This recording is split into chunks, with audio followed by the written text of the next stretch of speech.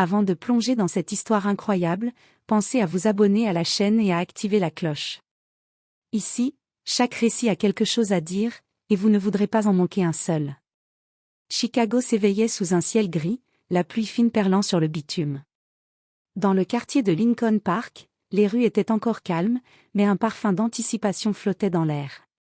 Au coin de la 41 avenue, Marcus Johnson et Tyrese Williams, deux adolescents de 17 ans, marchaient d'un pas rapide, le cœur battant. Ce samedi matin n'était pas comme les autres, ils allaient pour la première fois au concessionnaire Hamilton, un showroom réputé pour ses voitures de luxe, et pour Marcus et Tyrese, c'était bien plus qu'une simple visite. Marcus ajustait sa casquette noire et regardait la vitrine avec admiration.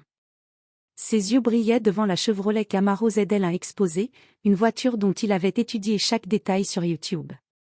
Tyrese, lui, calculait silencieusement comment approcher le personnel pour obtenir un aperçu plus rapproché. « Marcus, tu crois qu'ils vont nous laisser entrer ?» demanda Tyrese, la nervosité dans la voix. « Bien sûr. On n'a rien fait de mal, juste admiré », répondit Marcus, tentant de masquer sa propre inquiétude. Mais dès qu'ils franchirent les portes du showroom, une atmosphère glaciale les enveloppa.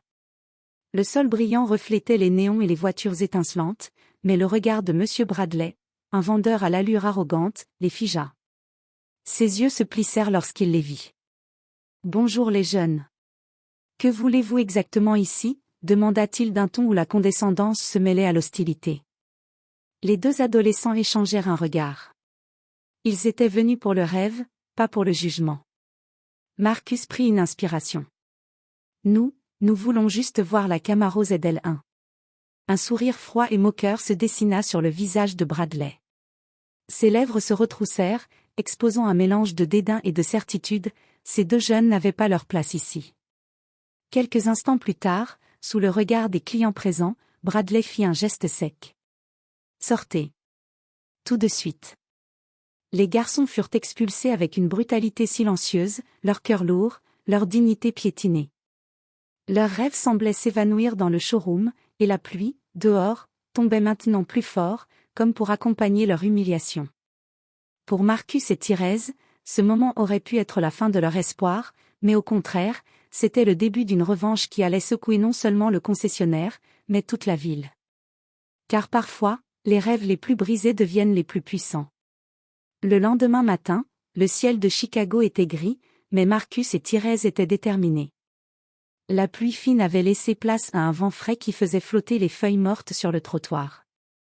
Ils repensaient à la veille, à la moquerie de M. Bradley, à l'expulsion humiliante, mais au lieu de se laisser abattre, ils avaient un plan. « Marcus, tu crois qu'on peut vraiment faire quelque chose contre ce type ?» demanda Tyrese, les mains dans les poches de son sweat. « Oui. Il nous a sous-estimés. »« Et c'est là qu'on a un avantage », répondit Marcus avec un petit sourire. « Il pense qu'on n'y connaît rien. On va lui montrer le contraire. » Les deux adolescents savaient que revenir au showroom sans préparation serait inutile. Marcus, passionné de mécanique, avait passé la nuit à étudier les systèmes électroniques des voitures exposées sur Internet, repérant des défauts subtils que le personnel ne remarquait jamais. Tyrese, lui, avait enregistré chaque interaction avec Bradley et observé les clients pour comprendre le fonctionnement du concessionnaire.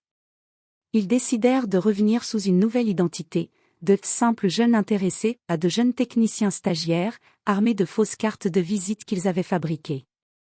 L'audace de Tyrese et l'ingéniosité de Marcus leur donnaient confiance. À leur arrivée au concessionnaire Hamilton, le personnel fut surpris de les voir revenir. Bradley, voyant les deux adolescents, fronça les sourcils. « Vous, encore vous ?» dit-il, la surprise mêlée à l'agacement. « Oui, monsieur », répondit Tyrese avec un ton poli mais assuré. « Nous venons pour inspecter quelques véhicules et faire un diagnostic de routine. » Bradley éclata d'un rire sarcastique. « Diagnostic ? Vous êtes encore au lycée. » Marcus, impassible, se rapprocha d'une Camaro ZL1 et sortit un petit appareil de diagnostic qu'il avait acheté pour ce moment précis. « Juste un test rapide pour votre équipe de contrôle qualité, » dit Marcus calmement, les yeux fixés sur l'écran. Bradley, arrogant, leva les mains comme pour les éloigner. Mais il ne se doutait pas qu'en quelques minutes, Marcus allait révéler un problème majeur sur la voiture. Thérèse, discret, filmait chaque mouvement avec son téléphone, prêt à documenter la vérité. Le concessionnaire, sûr de lui, pensait les avoir humiliés hier, mais il ignorait que la revanche de Marcus et Thérèse venait de commencer. Les pièces du puzzle étaient en place, et le jugement de Bradley allait bientôt basculer. Le lendemain, Marcus et Thérèse étaient prêts. La ville était encore engourdie par la fraîcheur matinale, mais eux, leurs esprits bouillonnaient de détermination. Ils savaient que l'humiliation subie la veille n'était qu'un prélude, il était temps de transformer l'injustice en opportunité. On doit faire ça proprement, murmura Thérèse alors qu'il s'approchait du concessionnaire. Pas d'erreur, sinon on risque de se faire virer pour de bon. Exactement, répondit Marcus. Mais crois-moi, ce qu'on va découvrir va leur faire regretter de nous avoir humiliés. Ils entrèrent sous l'apparence de jeunes stagiaires en diagnostic automobile, avec leurs cartes de visite et leurs badges factices. L'air confiant et les sourires polis déstabilisaient immédiatement le personnel, qui ne les voyait plus comme de simples adolescents. Marcus s'agenouilla près d'une Camaro ZL1 exposée, sortant son appareil de diagnostic électronique. Thérèse, derrière lui, filmait chaque détail avec son téléphone, capturant des images claires et nettes. « Marcus, tu es sûr que ça va marcher ?» demanda Thérèse, le cœur battant. « Regarde et apprends », répondit Marcus en concentrant son attention sur l'écran. En quelques minutes, Marcus détecta un problème majeur dans le système de freinage électronique. Les chiffres clignotaient sur l'appareil, une anomalie critique que le personnel du showroom n'avait jamais remarquée. Thérèse ne put s'empêcher de sourire. C'est à ce moment que M. Bradley apparut, furieux. « Que faites-vous ici ?» s'écria-t-il, rouge de colère. « Sortez immédiatement. » Thérèse, confiant, leva le téléphone. « Monsieur, nous avons trouvé un problème de sécurité sérieux. Les clients doivent être informés avant qu'il ne soit trop tard. » Marcus resta calme, montrant les chiffres et les alertes sur son appareil. Même Bradley ne pouvait plus nier les faits. « Vous ne pouvez pas. » balbutia-t-il, cherchant désespérément une issue. À cet instant, M. Edwards, un employé plus âgé et respecté du showroom, intervint. « Bradley, écoutez-les. Si c'est vrai, vous avez un problème majeur. Nous devons agir. » Thérèse activa le téléphone pour filmer la réaction de Bradley, désormais pris au piège.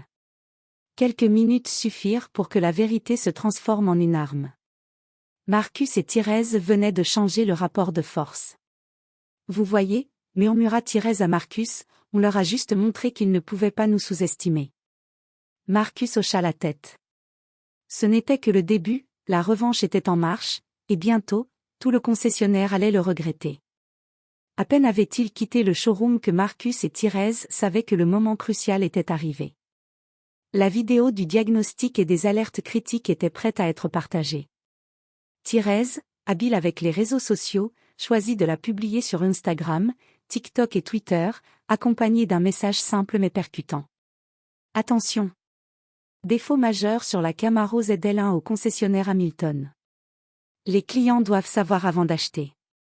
Les notifications explosèrent presque immédiatement.